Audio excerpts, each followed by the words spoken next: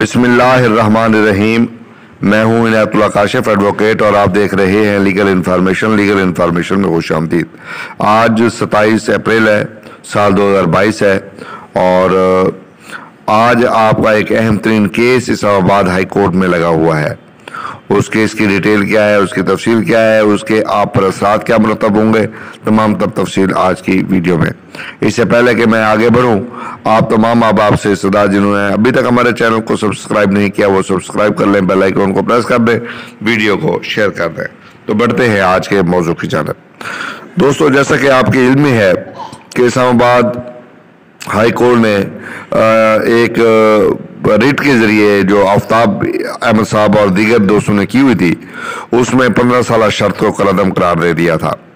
उसके बाद EOBI चला गया सुप्रीम कोर्ट से भी उनको EOBI को मुंह की खानी पड़ी और वो वहां से भी खारिज हो गए। उसके बाद फिर इस्लामाबाद हाई कोर्ट में तौहीन अदालत की कार्रवाई अब ज़ेर समाअत है।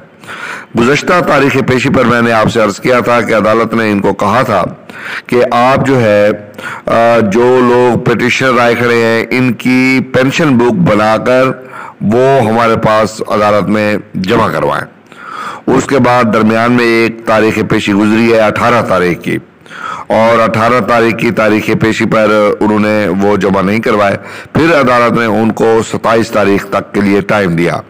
आज दोबारा ये जो है वहाँ पर पेश हो रही है।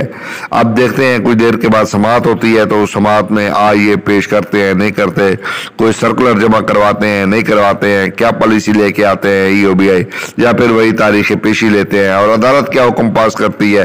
क्योंकि उसमें ये मैं आपको बता दूं कि तौहीन अदालत की कार्रवाई हो सकती है और इसमें शकील अहमद मनगनी जो समेत दीगर जो फरीक बनाए गए हैं उन तमाम के खिलाफ तौहीन अदालत की कार्रवाई हो सकती है।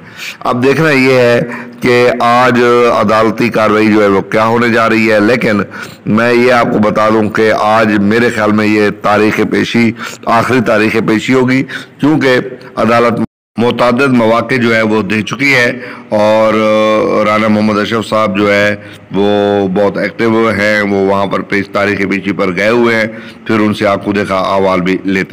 तो अभी मेरी मतीन खान साहब से बात हुई है जो कि एपवा के सीनियर नायब सदर हैं और माशाल्लाह बहुत एक्टिव हैं, और आपको पता है कि वो बड़े एनर्जेटिक आदमी हैं और उन्होंने मुझे बताया कि बड़ी अपडेट आने वाली है।